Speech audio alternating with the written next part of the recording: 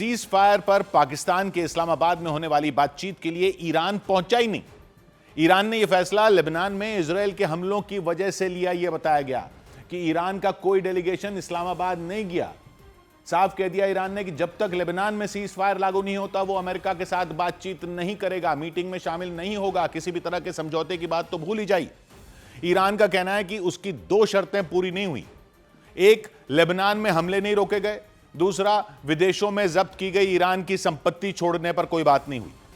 अड़ंगे की अटकलों के बीच अमेरिका के उपराष्ट्रपति जेडी वैंस पाकिस्तान के लिए अपनी टीम के साथ रवाना हो गए, लेकिन यह साफ नहीं हो सका कि इस बैठक में शामिल होने के लिए ईरान की तरफ से कौन पहुंचेगा।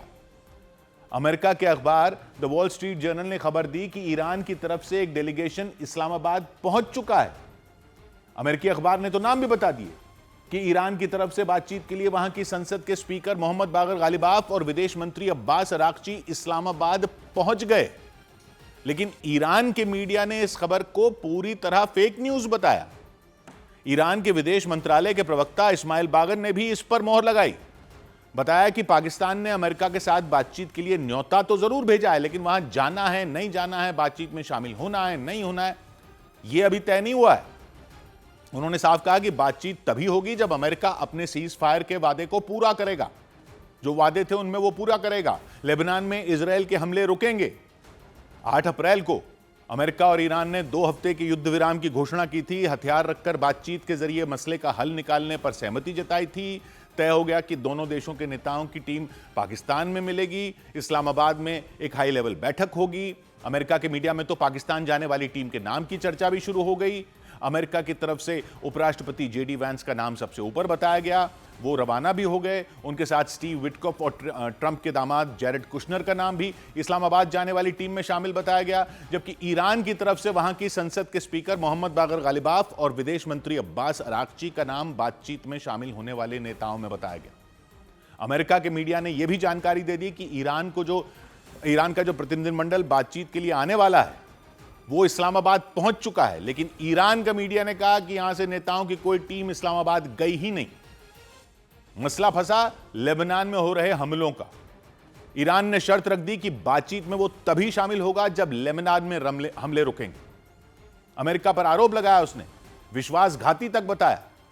ईरान ने दावा किया जिस दिन सीज फायर पर सहमति बनी थी उस दिन अमेरिका ने उसकी 10 शर्तों वाली मांगे मान ली थी। लेबनान और यमन में हमले नहीं करने पर बात हुई थी। लेकिन कुछ ही घंटे बाद अमेरिका पलट गया। इजरायल ने लेबनान को सीज फायर का हिस्सा मानने से इनकार कर दिया। यह ईरान ने आरोप लगाया। पूरे लेबनान में हमले करके कोहराम मचा दिया। 250 से ज्यादा लोगों की मौत हो गई और लेबनान की राजधानी बेरूत समेत कई शहरों की तो सूरत ही बिगड़ गई। ये दिखा, इमारतें खंडर बन गई, सड़कें मलबे से पट गई, चारों तरफ चीख पुकार मच गई। पूरी दुनिया की सांसें एक बार फिर थम गईं कि कहीं सीज फायर की घोषणा के बाद फिर से जंग न शुरू हो जाए। लेबनान में हुए भयानक हमलों से ईरान बुरी तरह भड़क गया। सीज फायर पर बातचीत को लेकर होने वाली बैठक से पहले ही बात बिगड़ती दिखाई दी।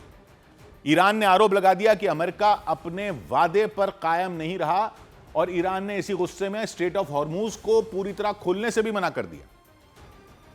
युद्ध विराम की घोषणा के दौरान उसने स्ट्रेट ऑफ हॉर्मूज खोलने और वहां से घेरेबंदी हटाने की बात कही थी, लेकिन ट्रंप का दावा ईरान ने ऐसा किया ही नहीं। उन्होंने सोशल मीडिया पर पोस्ट डालकर नाराजगी जताई और सीज फायर की घोषणा के वक्त हुए समझौते की याद दिलाई कि ईरान तेल के जहाजों को स्ट्रेट ऑफ हॉर्मूज में रास्ता देने में ठीक से सहयोग नहीं कर रहा। यह बहुत खराब कदम है। और उन्होंने लिखा कि हमारा समझौता ऐसा बिल्कुल नहीं था।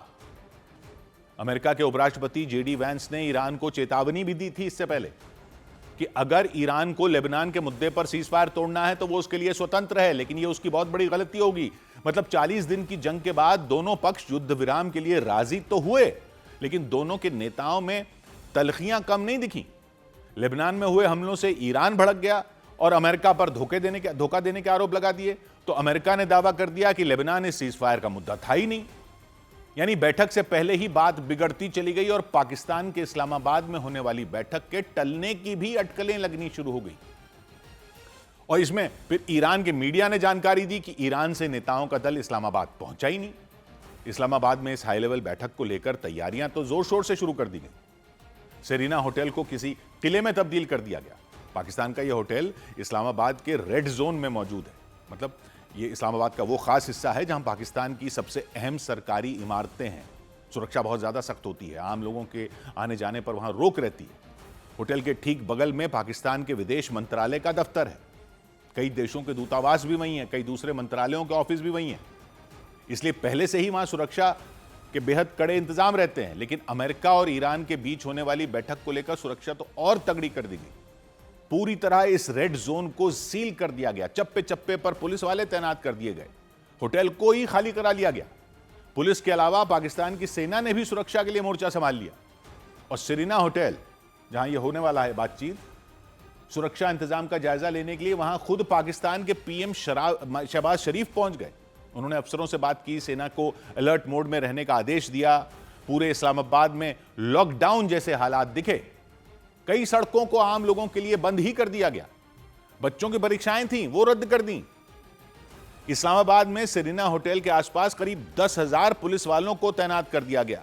यहां तक कि इस्लामाबाद में 2 दिन की छुट्टी घोषित कर दी गई ताकि सड़कों पर लोगों का निकलना कम हो, ट्रैफिक कम हो, भीड़ कम हो। केवल इमरजेंसी सेवाओं को छोड़कर सभी गैर जरूरी ऑफिस बंद करने का आदेश दे दिया गया। पाकिस्तान की मीडिया ने बताया कि अमेरिका के डेलीगेशन के इस्लामाबाद पहुंचने से पहले ही 30 सुरक्षा अधिकारियों की एक टीम वहां पहुंच गई, यह जानने के लिए कि सुरक्षा के इंतजाम कैसे हैं। वहां की एयरफोर्स की एक टीम भी इस्लामाबाद पहुंच गई, लड़ाकू विमानों के साथ पहुंच गई। वायुसेना के अमेरिका की वायुसेना के 5 विमान रावलपिंडी के नूर खान एयरबेस पर उतरे। जमीन से लेकर आसमान तक सुरक्षा के पुख्ता इंतजाम किए गए। पाकिस्तान की एयरफोर्स ने अपने IL-78 टैंकर विमान को और C-130 विमान तैनात कर दिए। पाकिस्तान के विदेश मंत्री ने अमेरिका और ईरान के बीच होने वाली इस अहम बैठक के लिए बड़ा फैसला लिया। वहां पहुंचने वाले डेलीगेशन के नेताओं और दुनिया भर के पत्रकारों को वीजा ऑन अराइवल देने का फैसला ले लिया। मतलब पहले से उन्हें वीजा लेने की जरूरत नहीं होगी। जो पत्रकार भी वहां जाएंगे, वहां पहुंचकर भी वीजा मिल जाएगा। पाकिस्तान के विदेश मंत्री इसहाक डार ने सोशल मीडिया पर यह जानकारी दी। उधर अमेरिका के उपराष्ट्रपति JD वैंस अपनी टीम के साथ ईरान के साथ बातचीत करने के लिए रवाना भी हो गए। उन्होंने ईरान को चेतावनी भी दी उससे पहले कि अगर बातचीत में ईरान ने धोखा देने या टालमटोल करने की कोशिश की तो अमेरिका उस पर कोई नरमी नहीं दिखाएगा। JD वैंस ही बातचीत की अगुवाई करेंगे अमेरिका की तरफ से। उन्हें ईरान के साथ समझौता करने की जिम्मेदारी सौंपी गई। अगर अमेरिका और ईरान के बीच बात बन गई तो जंग खत्म हो जाएगी, और अगर ईरान और अमेरिका के बीच बात नहीं बनी तो जंग फिर से छिड़ सकती है। हालांकि 2 हफ्ते के लिए सीज फायर है। 8 अप्रैल को ऐलान हुआ था। 2 हफ्ते तक युद्ध विराम लागू रहेगा। दूसरी तरफ इस्लामाबाद में बातचीत की तैयारियां पूरी हो चुकी हैं। ईरान के साथ आमने सामने की बातचीत के लिए अमेरिका के उपराष्ट्रपति JD वैंस अपनी टीम के साथ इस्लामाबाद के लिए रवाना भी हो गए। विमान में बैठने से पहले उन्होंने उम्मीद जताई कि बातचीत में सब कुछ ठीक रहेगा। We're looking forward to the negotiation. I think it's going to be positive. We'll of course see, as the President of the United States said, if the Iranians are willing to negotiate in good faith, we're certainly willing to extend the open hand. JD Vance ने Iran को चेतावनी भी दी कि Iran बातचीत के दौरान कोई चालाकी करने की कोशिश न करे, कोई खेल न खेले। अगर वो बातचीत में नरमी बरतेगा तो अमेरिका भी नरम रहेगा। अगर उसने चालाकी करने की कोशिश की तो अमेरिका भी उसे उसी की भाषा में जवाब देगा। If they're going to try to play us, then they're going to find that the negotiating team is not that receptive. So we're going to try to have a positive negotiation. The president has gave us some pretty clear guidelines. पूरी दुनिया की नजर है इस बातचीत पर। बातचीत कामयाब रही तो जंग रुक जाएगी। उधर पाकिस्तान के रक्षा मंत्री ख्वाजा आसिफ की एक सोशल मीडिया की पोस्ट की वजह से लेकिन पाकिस्तान का दुनिया भर में मजाक उड़ गया कि उन्होंने पाकिस्तान में ईरान और अमेरिका के बीच होने वाली बातचीत से ठीक पहले सोशल मीडिया पर एक पोस्ट डाली इजराइल को लेकर। जो ईरान जंग में अमेरिका का साथी है इजराइल, जो लगातार हिजबुल्लाह के ठिकानों पर हमले कर रहा है, उसी इजराइल को लेकर ख्वाजा आसिफ ने पोस्ट डाल दी इजराइल पर अपना गुस्सा निकालते हुए। अब बातचीत होने वाली है, उन्होंने इजराइल पर गुस्सा निकाल दिया। उन्होंने इंसानियत के लिए अभिशाप बता दिया इजराइल को, कैंसर से उसकी तुलना कर दी। उस पोस्ट पर हंगामा खड़ा हो गया। बाद में उन्होंने सोशल मीडिया से अपनी पोस्ट हटा दी। लेकिन जैसे ही उन्होंने अपनी पोस्ट हटाई, सोशल मीडिया पर लोगों ने सवाल पूछने शुरू कर दिए कि क्या अमेरिका के कहने पर ख्वाजा आसिफ ने अपनी पोस्ट हटाई? क्योंकि इजराइल अमेरिका का दोस्त है, क्या पाकिस्तान अमेरिका के कहने पर चल रहा है?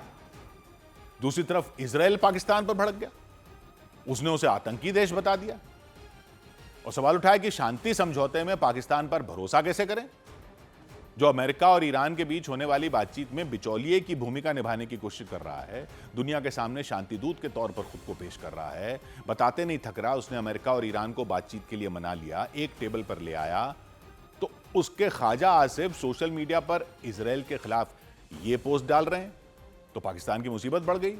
इजराइल पर उन्होंने अपनी भड़ास निकाल दी पोस्ट में कि सीजफायर के बाद भी इजराइल लेबनान पर हमले क्यों कर रहा है। सीजफायर 8 अप्रैल को घोषणा हुई, कुछ घंटे के बाद इजराइल ने हिजबुल्लाह के ठिकानों पर हमला कर दिया था, बहुत बड़ा हमला, एक साथ कई जगहों पर 250 से ज्यादा लोग मारे गए। इसे लेकर कई देशों ने इजराइल की निंदा की कि सीजफायर हो गया तो इजराइल ने अटैक क्यों किया, मगर इजराइल का कहना है लेबनान के साथ अभी सीजफायर नहीं हुआ है, वो तो सिर्फ ईरान के साथ हुआ है। ईरान के साथ हुए सीजफायर से हिजबुल्लाह का कोई लेना देना नहीं है। इसी इजराइल और हिजबुल्लाह की लड़ाई में पाकिस्तान के रक्षा मंत्री कूद गए, उन्होंने पोस्ट डाल दी कि गुस्से से भरी पोस्ट डाल दी, शैतान बता दिया इजराइल को, मानवता के लिए अभिशाप बता दिया, तुलना उसकी कैंसर से कर दी कि जिसने भी इजराइल को बनाया वो नर्क में जले। तो इजराइल पर लेबनान में नरसंहार का आरोप लगा दिया, बेगुनाह नागरिक को मारने का आरोप लगा दिया। अब ये बातचीत के लिए न्योता दे रहा है और ये कर दिया उन्होंने इजराइल पर कि इजराइल ने पहले गाजा में नरसंहार किया, फिर ईरान में किया, अब लेबनान में वो खून खराबा करने में जुटा है। इतना कुछ कहने के बाद तो हंगामा होना ही था। इजराइल आग बबूला हो गया, उसने ख्वाजा आसिफ के बयान पर आपत्ति जता दी, अपमानजनक बता दिया। विदेश मंत्री ने पाकिस्तान की विश्वसनीयता पर सवाल उठा दिए सीजफायर को लेकर कि यह बातचीत की मध्यस्थता कैसे करवा रहा। भारत में इजराइल के राजदूत रुबेन अजार ने तो पाकिस्तान को आतंकी देश बता दिया कि पाकिस्तान पर इजराइल को रत्ती भर भी भरोसा नहीं है। Well, we don't trust Pakistan. I think that they have been behaving very problematically when it comes to sponsoring of terrorism. They don't recognize our state. The Americans have decided to get their assistance, their facilitation. सूत्रों ने दावा किया कि पाकिस्तान की सेना के प्रमुख आसिम मुनीर भी इस पर ख्वाजा आसिफ से नाराज हो गए। हालांकि बाद में सोशल मीडिया से पोस्ट तो हटा ली गई, लेकिन हटाना फिर एक और मसला हो गया। लोगों ने पाकिस्तान का मजाक उड़ाना शुरू कर दिया, सवालों की बाढ़ आ गई कि ख्वाजा आसिफ ने अपनी पोस्ट हटाई क्यों, उधर से आया था कि लिखी क्यों, और हटाई तो फिर हटाई क्यों, क्योंकि किसके दबाव में हटाई। क्या पाकिस्तान की विदेश नीति अमेरिका तय कर रहा है? क्या पाकिस्तान सिर्फ अमेरिका के इशारे पर काम कर रहा है? क्योंकि अमेरिका इजराइल का दोस्त है, ईरान जंग में भी दोनों साथ हैं। इजराइल और पाकिस्तान में कभी बनी ही नहीं, एक दूसरे को मान्यता तक नहीं देते। मतलब पाकिस्तान तो इजराइल को मान्यता भी नहीं देता। फिलिस्तीन के मुद्दे पर पाकिस्तान इजराइल से चिढ़ा रहता है, वहां के पासपोर्ट तक वहां के लिए वीजा तक जारी नहीं करता, पासपोर्ट उसका मान्य ही नहीं है इसके लिए, इजराइल के लिए। ये लिखा होता है पाकिस्तान के पासपोर्ट पर, ये पासपोर्ट इजराइल के लिए मान्य नहीं है। इजराइल भी पाकिस्तान को मान्यता नहीं देता, उसे आतंकी देश मानता है। मतलब दोनों एक दूसरे को फूटी आंख नहीं सुहाते। लेकिन इसके बाद भी ख्वाजा आसिफ ने इजराइल के खिलाफ लिखी अपनी पोस्ट सोशल मीडिया से हटा ली। तो सोशल मीडिया पर फिर सवाल उठने शुरू हो गए कि क्या अमेरिका के दबाव में ख्वाजा आसिफ ने अपनी पोस्ट हटाई। इधर इजराइल ने हिजबुल्लाह पर जारी हमलों के बीच ही लेबनान से बातचीत के संकेत दे दिए।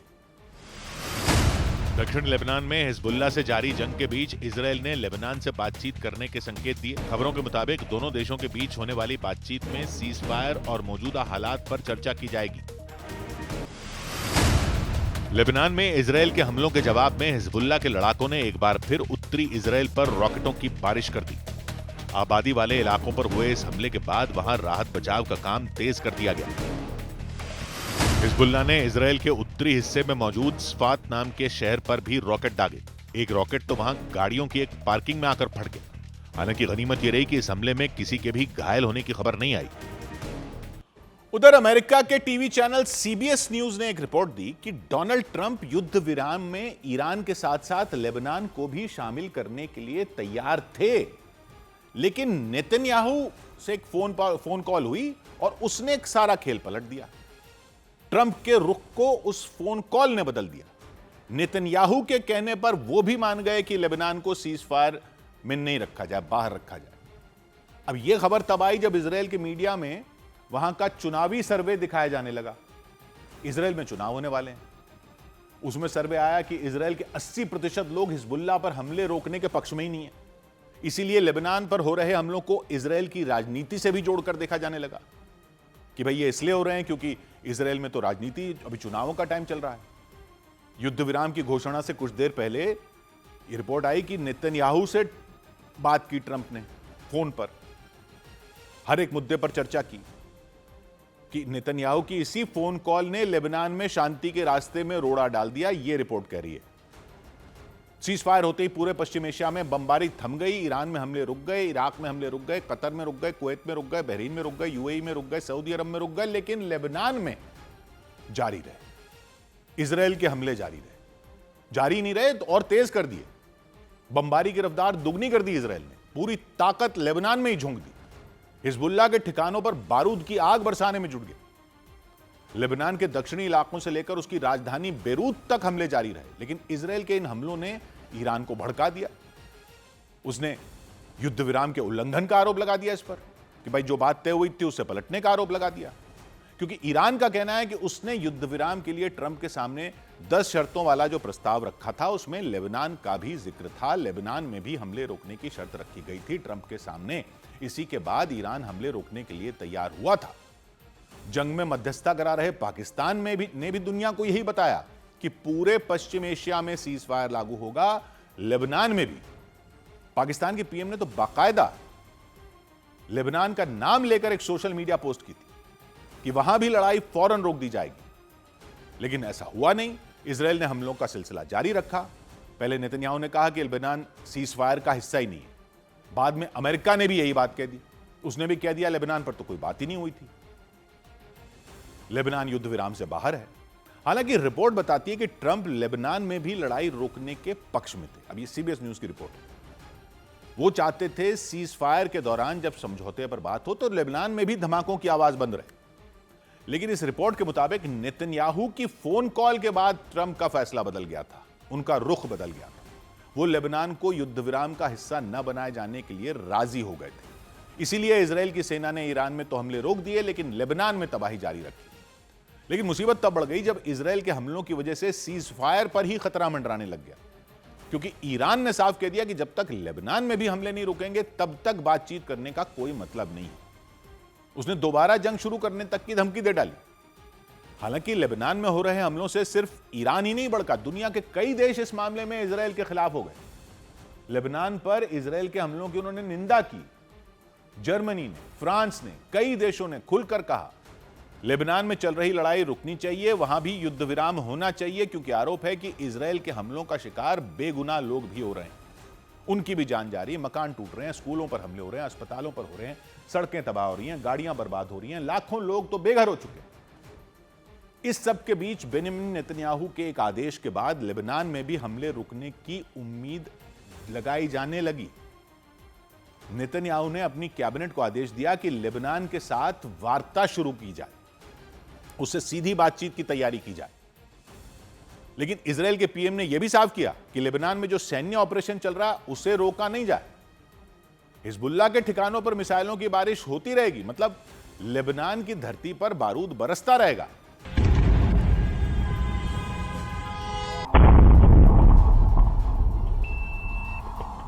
कई देशों ने लेबनान में जारी हमलों का विरोध किया, तो नेतन्याहू ने बातचीत शुरू करने की बात कही। हालांकि नेतन्याहू का कहना है वो लेबनान के कहने पर वार्ता के लिए तैयार हुए, वो लेबनान से बात करेंगे, वो हिजबुल्लाह से बातचीत की बात नहीं कर रहे हैं, वो लेबनान से बातचीत की बात कर रहे हैं। लेबनान उन्हें बार बार बातचीत के लिए कह रहा था, ये उन्होंने कहा। इजराइल की तरफ से इसके लिए कोई दिन या तारीख नहीं बताई गई।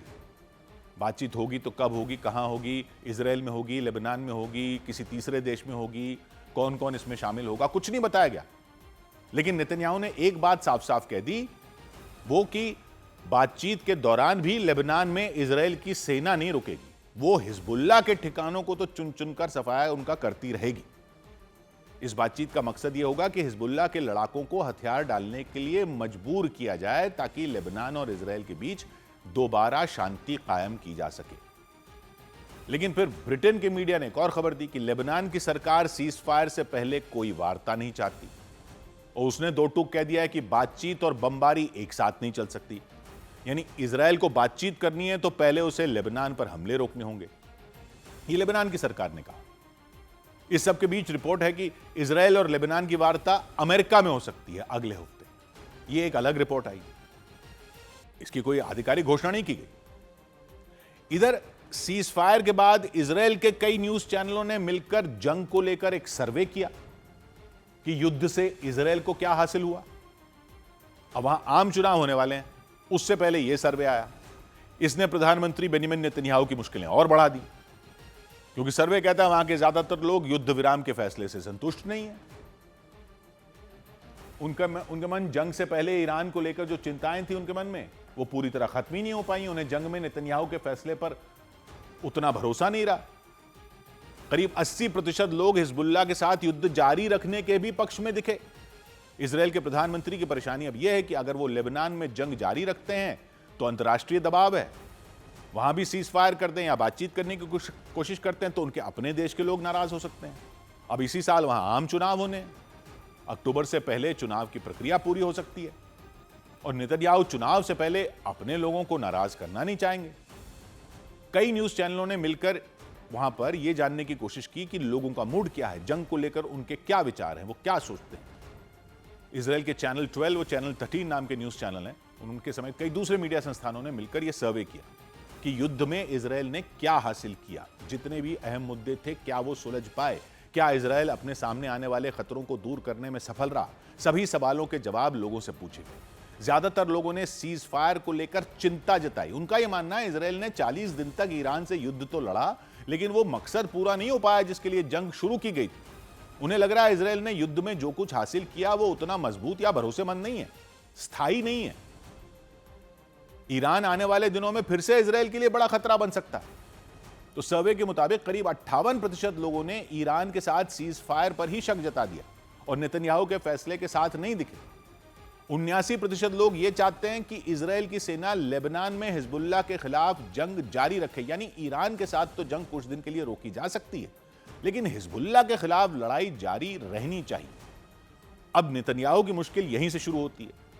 वहां के मीडिया का मानना है कि उन पर एक तरफ तो देश के अंदर से दबाव है, दूसरी तरफ अंतर्राष्ट्रीय दबाव है। लेबनान में हमले का विरोध फ्रांस कर रहा है, स्पेन कर रहा है, जर्मनी कर रहा है, कई देश कर रहे हैं। इजराइल पर अंतर्राष्ट्रीय दबाव बनाया जा रहा है कि वो लेबनान में लड़ाई जल्द से जल्द खत्म कर दे, लेकिन सर्वे में कहा गया कि वहां के ज्यादातर लोग इसके पक्ष में नहीं है। ज्यादातर लोग चाहते हैं इस बार हिजबुल्लाह को बिल्कुल भी ना छोड़ा जाए, एक एक लड़ाके को मार दिया जाए, ताकि हिजबुल्लाह भविष्य में कभी इजराइल के लिए खतरा ही ना बने। तो इजराइल के हालात ये बन गए कि नेतन्याहू अगर लेबनान में जंग खत्म कर देते हैं तो देश के अंदर लोगों का गुस्सा बढ़ सकता है। अगर वो लड़ाई जारी रखते हैं तो दुनिया के बड़े देश उनसे नाराज हैं। उनके सामने चुनौती ये कि आगे चुनाव भी आने वाले हैं। जनता को अगर ये लगने लग गया कि सरकार उनकी उम्मीदों के मुताबिक ईरान और हिजबुल्लाह पर सख्ती नहीं दिखा रही तो इसका असर उनके वोट पर पड़ेगा। वहां के मीडिया का मानना है कि नेतन्याहू ऐसी स्थिति आने नहीं देंगे। तय कार्यक्रम के मुताबिक इसी साल आम चुनाव होने हैं, हर 4 साल में होते हैं। 2022 में पिछला चुनाव हुआ था। अब माना जा रहा है युद्ध और वहां की राजनीति के हालात को देखते हुए इस बार चुनाव अक्टूबर या उससे पहले भी हो सकते हैं। कुछ न्यूज चैनलों ने रिपोर्ट दी कि नेतन्याहू की सरकार जून में ही चुनाव करवा सकती है। इस बार के चुनाव में ईरान युद्ध का मुद्दा छाया रहेगा, हिजबुल्लाह का मुद्दा छाया रहेगा, सीजफायर का मुद्दा छाया रहेगा। ये सभी मुद्दे पूरे चुनाव की दिशा तय कर सकते हैं, नेतन्याहू का भविष्य तय कर सकते हैं। उधर खबर आई कि ईरान में जंग की वजह से बंद बैंक सुबह से खोल दिए जाएंगे। ईरान में युद्ध की वजह से जो बैंक कई दिन से बंद थे, उनका कामकाज सुबह से शुरू हो जाएगा। इससे पहले अमेरिका और इजराइल के हमलों के डर से ईरान में बैंकों को बंद रखने का फैसला लिया गया था। ईरान की राजधानी तेहरान में सुबह से सभी इलाकों के लिए मेट्रो सेवाएं पूरी तरह शुरू कर दी जाएंगी। जंग की वजह से इन पर असर पड़ा था। वहां के प्रशासन ने जानकारी दी कि ट्रेनों की संख्या भी बढ़ाई जाएगी ताकि यात्रियों को इंतजार कम करना पड़े। इधर लेबनान में हिजबुल्लाह पर इजराइल के हमले थमे नहीं। हिजबुल्लाह के कई ठिकानों को इजराइल ने निशाना बनाना जारी रखा। इजराइल के कुछ शहरों में हिजबुल्लाह ने मिसाइलें भी दाग दी। इजराइल के रक्षा मंत्री ने संकेत दिए कि वो इजराइल की सीमा के बाहर यानी गाजा पट्टी और लेबनान में एक बफर जोन बनाने के मिशन पर लगे हुए हैं। दूसरी तरफ हिजबुल्लाह चीफ नईम कासिम ने भी इजराइल को तगड़ा जवाब देने की धमकी दे दी। तो वहां जंग चल रही है, इधर सीजफायर की बात हो रही है, दोनों तरफ से हो रहे हमलों के बीच खबर आई कि इजराइल की सेना ने लेबनान में एक एम्बुलेंस पर हमला कर दिया। एक रोज पहले इजराइल की सेना ने हिजबुल्लाह पर आरोप लगाया था कि वो हमले के लिए स्वास्थ्य सुविधाओं का इस्तेमाल कर रहा है, एम्बुलेंस की आड़ में चल रहे हैं उसके लड़ाके, उसका सैन्य उपयोग कर रहा है। इजराइल की सेना ने चेतावनी दी थी कि वो अब एम्बुलेंसों को भी निशाना बनाएगी, उन पर भी हमले करेगी, मिसाइलें दागेगी। उसने आरोप लगाया हिजबुल्लाह बड़े पैमाने पर एम्बुलेंस का इस्तेमाल कर रहा है। इजराइल ने इस पर सख्त कार्रवाई की चेतावनी दी कि इजराइल की सेना ने लेबनान में हमले के दौरान एम्बुलेंस को भी निशाना बनाया था। हमले की वजह से उस एम्बुलेंस को काफी नुकसान पहुंचा। हमले के बाद उसके परखचे उड़ गए, उसके दरवाजे खुले दिखे, पीछे का हिस्सा पूरी तरह टूट फूट चुका था, चारों तरफ के शीशे चकनाचूर हो गए। एम्बुलेंस का आधे से ज्यादा हिस्सा बर्बाद हो चुका था। हमले की वजह से वो किसी काम की नहीं रही। हमलों में पास के एक स्वास्थ्य केंद्र को भी निशाना बनाया गया। सड़क पर इधर उधर मलबा बिखरा दिखा। इजराइल की सेना ने स्वास्थ्य सुविधाओं को भी निशाना बनाने की चेतावनी दी। इजराइल की सेना ने आरोप लगाया कि लेबनान में मौजूद हिजबुल्लाह के लड़ाके एम्बुलेंस का इस्तेमाल कर रहे हैं। एम्बुलेंस के जरिए लड़ाकों को ले जाया जा रहा है, हथियार ले जाए जा रहे हैं। उसने आरोप लगाया हिजबुल्लाह उसके कई शहरों को लगातार अब भी निशाना बना रहा है, हमले कर रहा है। हालांकि इजराइल की तरफ से भी दक्षिणी लेबनान पर हमले जारी हैं, वो लगातार मिसाइलें बरसा रहा है। इजराइल की सेना ने साफ चेतावनी दी कि हिजबुल्लाह को रोकने के लिए वो अंतर्राष्ट्रीय कानून के तहत कार्रवाई करेगा। इधर इजराइल के हमलों के बाद लेबनान में गाजा जैसी भीषण तबाही नजर आने लग गई। इजराइल की सेना के हमले लगातार जारी हैं, तो दक्षिणी लेबनान से लेकर बेरूत तक बम बरसाए गए। हिजबुल्लाह के लड़ाके उत्तरी इजराइल के अलग अलग इलाकों को निशाना बना रहे हैं, ये इजराइल का कहना है। इसके जवाब में वो ये कर रहा है, उसकी फौज लेबनान में हवाई हमले कर रही है। लेबनान का आरोप है इजराइल ने उसके रिहायशी इलाकों को टारगेट किया हुआ है, वहां रहने वाले लोगों को नुकसान पहुंचा रहा है। बड़े पैमाने पर इमारतें ध्वस्त हो गई हैं, कुछ इलाकों में इमारतों का नामो निशान मिट गया, क्योंकि इजराइल ने दक्षिणी लेबनान में भीषण हमले कर दिए।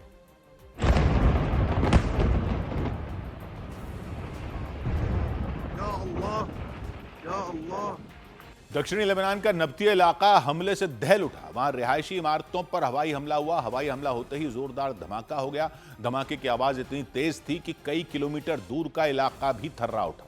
वहां की इमारतों को काले धुएं ने ढक दिया। इमारतों में रहने वाले लोगों में चीख पुकार मच गई। नब्ती इलाके में रिहायशी इमारतों के अलावा कई दूसरी इमारतों को भी निशाना बनाया गया। सड़क के किनारे डरावना मंजर दिखाई दिया। इजराइल की एयर स्ट्राइक में इमारतें बर्बाद हो गई, सिर्फ छतें नजर आई उनकी। दीवारें ढह गईं, खिड़कियां टूट गईं, दरवाजे टूटकर बिखर गए। कुछ इमारतें पूरी तरह कंक्रीट के मलबे में तब्दील हो गई। सड़क के किनारे मलबे का ढेर दिखा। होर्डिंग जो लगी हुई थी वो भी बच नहीं पाई। मतलब हमलों में सब कुछ उजड़ गया। दक्षिणी लेबनान के एतल शाब इलाके को भी टारगेट किया गया। यह लेबनान का घनी आबादी वाला इलाका, यह उत्तरी इजराइल की सीमा के बिल्कुल नजदीक है। सीमा के नजदीक होने के कारण इसे सबसे ज्यादा नुकसान पहुंचा। एतल शाब इलाके में रिहायशी इमारतों पर हमले किए गए। रिहायशी इमारतें जमींदोज हो गई, कुछ आधा अधूरा कुछ का हिस्सा नजर आया। बाजार भी हमलों से बच नहीं पाए। कई वहां की सार्वजनिक जगहों पर बमबारी की गई। लेबनान की तरफ से दावा किया गया इजराइल ने रिहायशी इलाके को भी पूरी तरह से तबाह कर दिया। और दक्षिणी लेबनान ही नहीं, लेबनान की राजधानी बेरूत में भी हमले चलते रहे। रिहायशी इमारतों के बीच एयर स्ट्राइक की गई। एयर स्ट्राइक होते ही धमाका हो गया। धमाके के बाद काला धुआं उठता दिखाई दिया तेजी से। मौजूद कई इमारतें काले धुएं से ढक गई। इमारतों में रहने वाले लोगों ने बताया कि उनकी आंखों के सामने जोरदार धमाका हुआ। कई लोग इसकी चपेट में आ गए। 50 से ज्यादा लोग घायल बताए गए। फौरन उन्हें अस्पताल ले जाया गया। 2 लोगों की जान चली गई उनमें। اللي صار ما بعرف شيء ضوى بوجهي صوت وضوى بوجهي وانا قلبت على الموتوسيكل ولقيت في حدي اصلا طار ونزل حدي एक के बाद एक वहां हमले होते रहे। अस्पताल में हालात बेकाबू हो गए। भारी संख्या में घायल हुए लोग पहुंचने लग गए। हवाई हमलों ने लोगों की मुश्किलें बढ़ा दी। हर वक्त अपनी जान जाने का खौफ सताने लगा उन्हें। दक्षिणी लेबनान में तो हवाई हमलों के साथ जमीनी हमलों ने सब कुछ तहस नहस कर दिया। आईडीएफ इस पूरे एरिया में ग्राउंड ऑपरेशंस कर रहा है। इस फेंसिंग के उस पार यानी बॉर्डर के उस पार आप देखिए किस तरीके की तबाही मचाई है इजरायली फोर्सेस ने इन घरों की। ये बिल्डिंग्स पूरी तरह से जमीन बोस कर दी गई है। आईडीएफ यानी इजराइल की सेना उस अपनी सीमा से लगे दक्षिणी लेबनान के कई इलाकों में उसने हमले किए। उसने दावा किया कि उन इलाकों में हिजबुल्लाह के लड़ाके मौजूद थे, इसलिए हमले कर रहा है। और वो इजराइल पर लगातार रॉकेट दाग रहे, इसलिए इजराइल की फौज ने दक्षिणी लेबनान के उन इलाकों में अपने हमले जारी रखे। उत्तरी इजराइल में हर तरफ इजराइल की सेना का सख्त पहरा नजर आया। ट्रक से अपने हथियार लेबनान सीमा की तरफ वो ले जाती दिखाई दी, टैंक ले जाती दिखाई दी। उधर इजराइल के मीडिया ने रिपोर्ट दी कि लेबनान में हिजबुल्लाह से जंग लड़ रहा इजराइल अपनी सुरक्षा के लिए 4 लेयर सिक्योरिटी जोन बनाने में जुटा है। वहां के रक्षा मंत्री इजराइल कत्स ने भी इसके संकेत दिए। अपनी सुरक्षा के लिए बफर जोन बना रहा है, अपनी सीमा से बाहर वो बनाएगा, लेबनान की जमीन पर कब्जा करके बनाएगा, अपनी सेना वहां तैनात करेगा। यानी हिजबुल्लाह के लड़ाकों पर नजर रखने के लिए लेबनान की जमीन पर कब्जा करके बफर जोन बनाएगा। यह प्लान है। हिजबुल्लाह पर हमला करने के लिए लेबनान की जमीन का ही इस्तेमाल करेगा। अपनी सुरक्षा के लिए लेबनान में ही ऐसा चक्रव्यूह तैयार करेगा जिससे हिजबुल्लाह के लड़ाके बाहर न निकल पाए, इजराइल तक पहुंच ना पाए, वहीं ढेर किया जा सके। और इजराइल की सीमा से बाहर यह सिक्योरिटी जोन 4 लेयर का होगा, यह इजराइल का मीडिया कह रहा है। यानी हिजबुल्लाह के लड़ाकों को इजराइल की सीमा में घुसने से पहले, इजराइल पर हमला करने से पहले उसके सुरक्षा घेरे को तोड़ना होगा। इजराइल के सैनिकों से मुकाबला करना होगा, जो हिजबुल्लाह के लिए आसान नहीं रहने वाला। इस सिक्योरिटी जोन या बफर जोन को बनाने के लिए इजराइल पहले लेबनान की सीमा पर बसे गांवों को ध्वस्त करेगा, लेबनान की जमीन में उस तरफ, फिर वहां कब्जा करेगा। लितानी नदी पर उसकी नजर है। इजराइल नहीं चाहता कि किसी भी कीमत पर हिजबुल्लाह के लड़ाके लितानी नदी को पार कर उसकी तरफ बढ़ें। लितानी नदी लेबनान में बहती है, दक्षिण लेबनान से होकर गुजरती है, इजराइल की उत्तरी सीमा से 30 किलोमीटर दूर। लितानी नदी को पार करके ही हिजबुल्लाह के लड़ाके उत्तर से दक्षिणी लेबनान की तरफ बढ़ते हैं, यह इजराइल का आरोप है। और इसी नदी के रास्ते हिजबुल्लाह के हथियार भी दक्षिणी लेबनान तक पहुंचते हैं। दक्षिणी लेबनान यानी जो उत्तरी इजराइल से लगा हुआ इलाका है। तो अपनी सुरक्षा के लिए इजराइल इस नदी को बेहद अहम मानता है कि इस नदी को पार करके दक्षिणी लेबनान में ही ना वो आए, तो उत्तरी इजराइल पर खतरा ही ना हो। तो वो इसको अपने लिए प्राकृतिक बफर जोन के रूप में देखता है। वो हिजबुल्लाह के लड़ाकों को नदी को पार करने से ही रोकना चाहता है, लेबनान के अंदर ही। तो इजराइल ने लितानी नदी पर बने कई पुलों पर हवाई हमला भी किया था, पुलों को हवाई हमला करके ध्वस्त कर दिया था। इजराइल की नजर दक्षिणी लेबनान में मौजूद उन सभी ठिकानों पर है जहां से हिजबुल्लाह के लड़ाके हमला करते रहते हैं। इजराइल ने उन्हें रोकने के लिए 4 लेयर का सिक्योरिटी जोन बनाने का प्लान तैयार कर लिया है।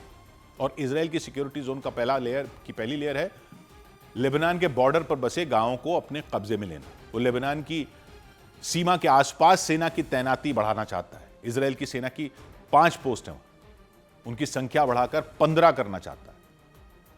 तीसरी लेयर है एंटी टैंक लाइन को कब्जे में लेना, यानी वो इलाके जहां से हिजबुल्लाह सीधे एंटी टैंक मिसाइलें दाग सकता है। सिक्योरिटी जोन की चौथी लेयर है लितानी नदी। इजराइल की पूरी कोशिश है हिजबुल्लाह के लड़ाकों को लितानी नदी के उस पार ही रोक दिया जाए।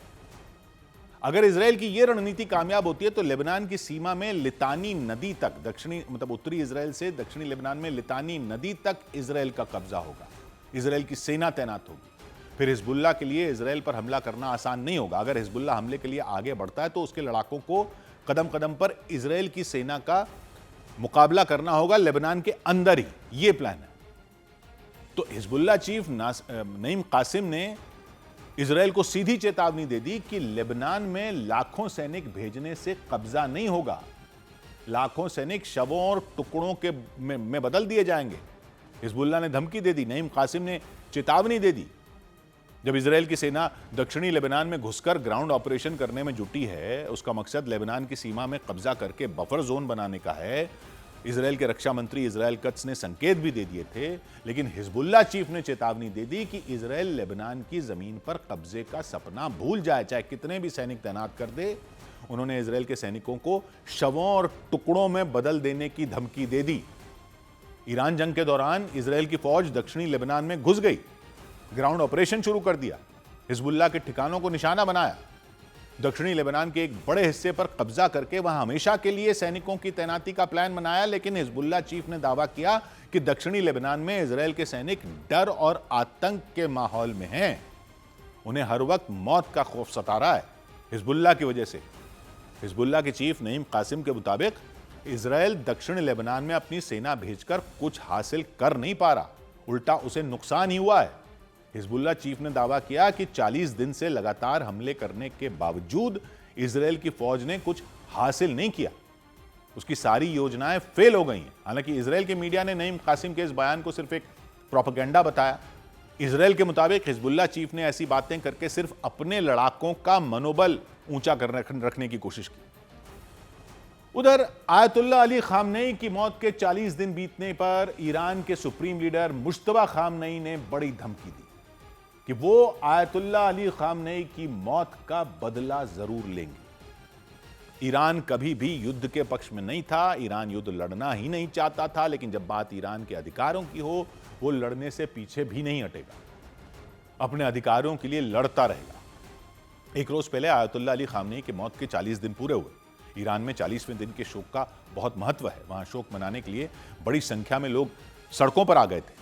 इसीलिए मुश्तबा खामनेई ने अपना संदेश जारी करने के लिए इस दिन को चुना। ईरान की जनता के नाम संदेश जारी किया कि ईरान का बदला लेने का इरादा पक्का है, वो अपने सुप्रीम लीडर की मौत का बदला लेकर रहेगा। इजराइल और अमेरिका ने जंग के पहले ही दिन आयतुल्लाह अली खामनेई की हत्या कर दी थी। इसके बाद भी अमेरिका और इजराइल रुके नहीं, वो चुन चुनकर ईरान के बड़े अधिकारियों को एक एक करके मारते रहे, बड़े नेताओं को मारते रहे। 40 दिन तक जंग चलती रही, सीज फायर का ऐलान किया गया उसके बाद। लेकिन अपने संदेश में मुज्तबा खामनेई ने कहा कि इजराइल और अमेरिका के साथ सीज फायर जरूर हुआ है, बातचीत जरूर है, लेकिन जंग खत्म नहीं हुई है, जंग जारी है। सही वक्त आने पर वो अपने सुप्रीम लीडर की शहादत का बदला जरूर लेंगे, अपने एक एक अधिकारी की शहादत का बदला जरूर लेंगे। उन्होंने दावा किया अब तक के युद्ध में जीत ईरान की हुई है, लेकिन असल में ये जंग उसी वक्त खत्म होगी जब वो अपने शहीदों का बदला ले लेंगे। इधर जंग की वजह से यूरोप के कई देशों में जेट फ्यूल की भारी कमी की चेतावनी जारी कर दी गई। दुनिया भर में बढ़ रहे तेल संकट के बीच यूरोप में विमानों से जुड़े नियम बनाने वाली काउंसिल एसीआई यूरोप ने चेतावनी जारी की कि अगर जल्द ही हॉर्मुज गलियारे को पूरी तरह नहीं खोला गया तो यूरोप के कई देशों में जेट फ्यूल की भारी कमी हो सकती है।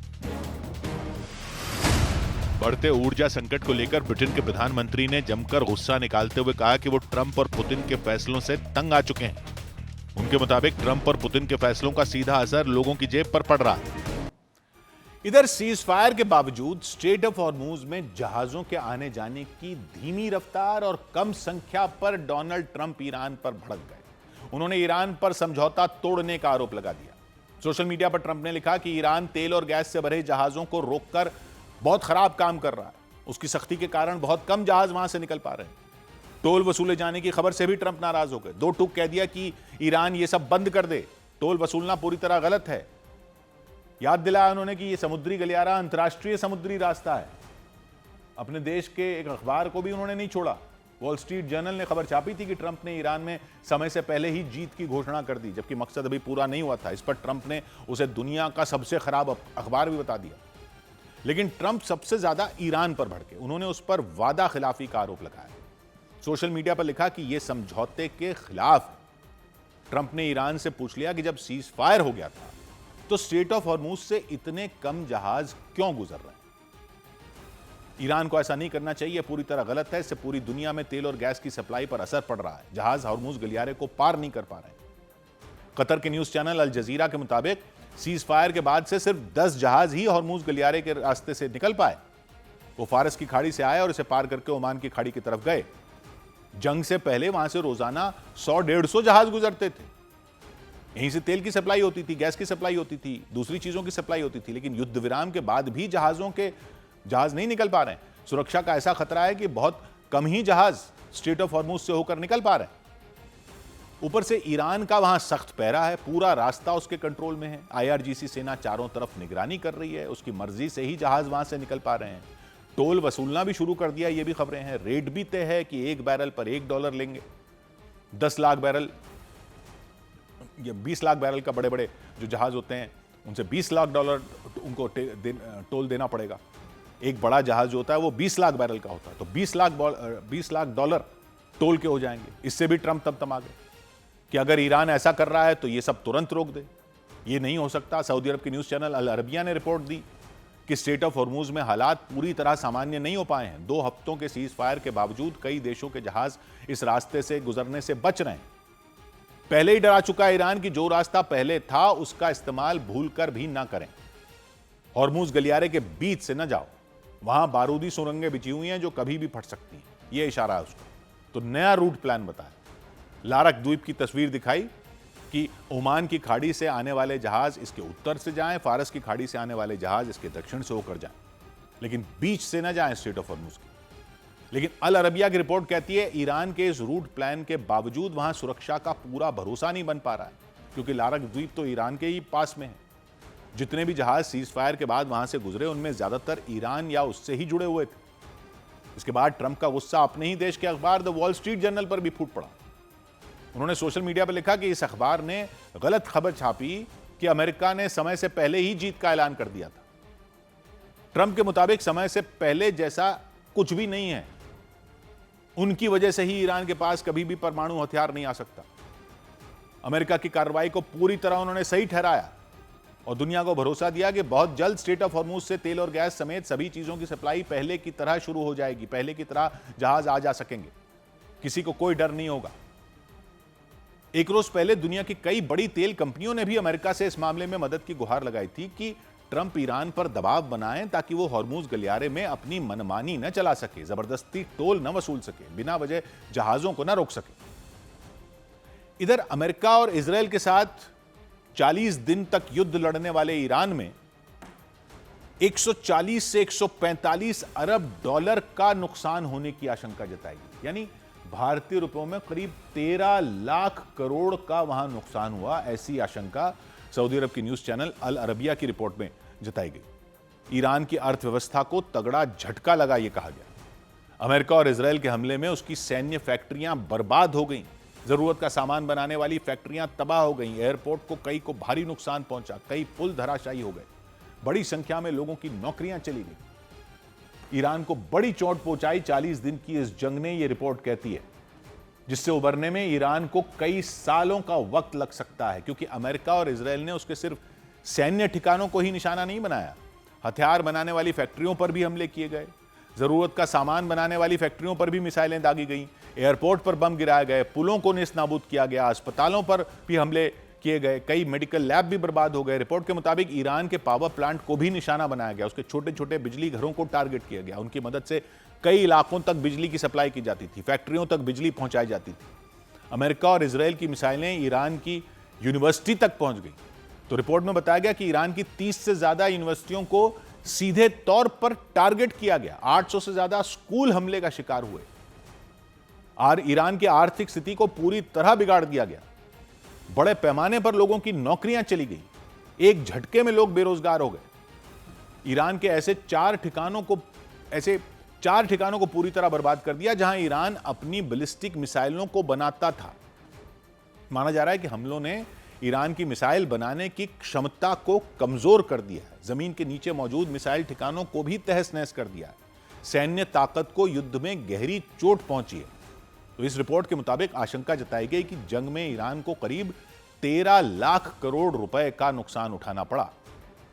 उधर न्यूज एजेंसी रॉयटर्स ने रिपोर्ट दी कि सऊदी अरब के तेल ठिकानों पर हुए हमलों से उसकी तेल उत्पादन की क्षमता 6 लाख बैरल तक घट गई, उसको भी नुकसान हो गया। सऊदी अरब की ईस्ट वेस्ट पाइपलाइन को हमले से भारी नुकसान पहुंच गया, रोज करीब 7 लाख बैरल तेल की सप्लाई वहां कम हो चुकी है। सीज फायर होते होते ईरान ने सऊदी अरब को झटका दिया था उसकी सबसे अहम ईस्ट वेस्ट पाइपलाइन पर हमला करके। सऊदी अरब ने आरोप लगाया कि हमले में उसके एक अहम पंपिंग स्टेशन को भी नुकसान पहुंचा। सऊदी अरब के कई तेल ठिकानों पर भी हमले हुए थे, उसकी वजह से सऊदी अरब की तेल उत्पादन क्षमता पर काफी असर हुआ है, यह रिपोर्ट कह रही है। तेल सप्लाई प्रभावित हो गई है। जब स्ट्रेट ऑफ हॉर्मूज पर पाबंदी लगाई थी ईरान ने, तो सऊदी अरब की ईस्ट वेस्ट पाइपलाइन है, वो उसके लिए सहारा न बनी थी।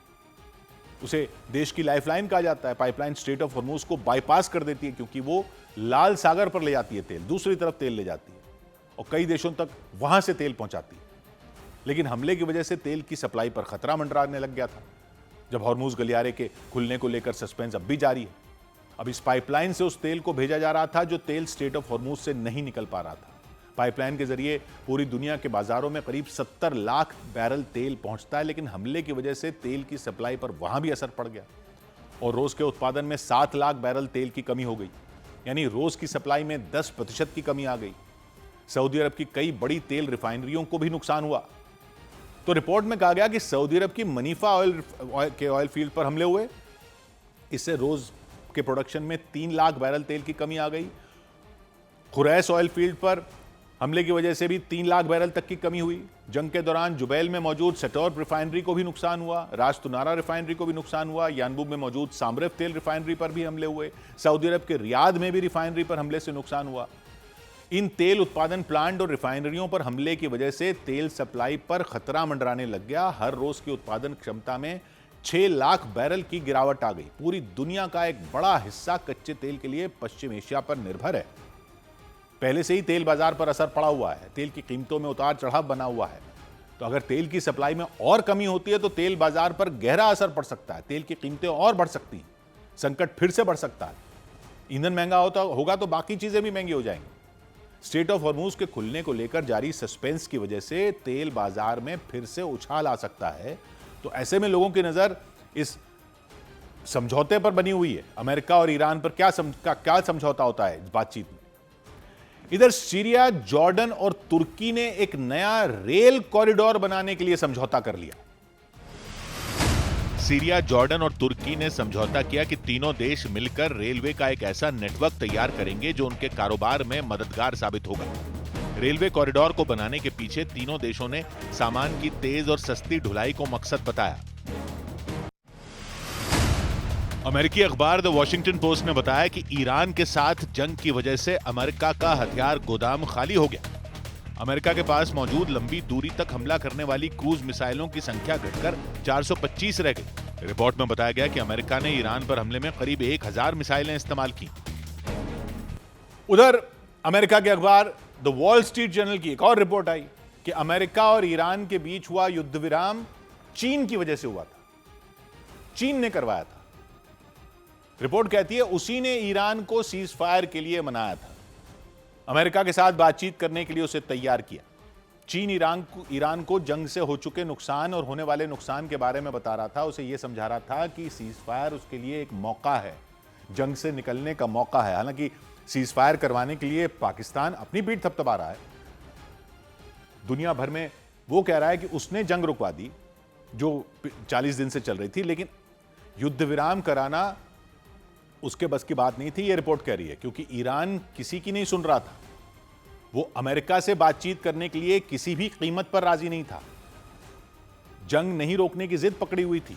कई बार वो कह चुका था कि जंग तभी रुकेगी जब वो चाहेगा, किसी और के कहने से वो जंग नहीं रोकने वाला। लेकिन इसके बाद भी 8 अप्रैल को अमेरिका और ईरान के बीच युद्ध विराम हुआ, वो भी ट्रंप की डेडलाइन खत्म होने से ठीक पहले हुआ।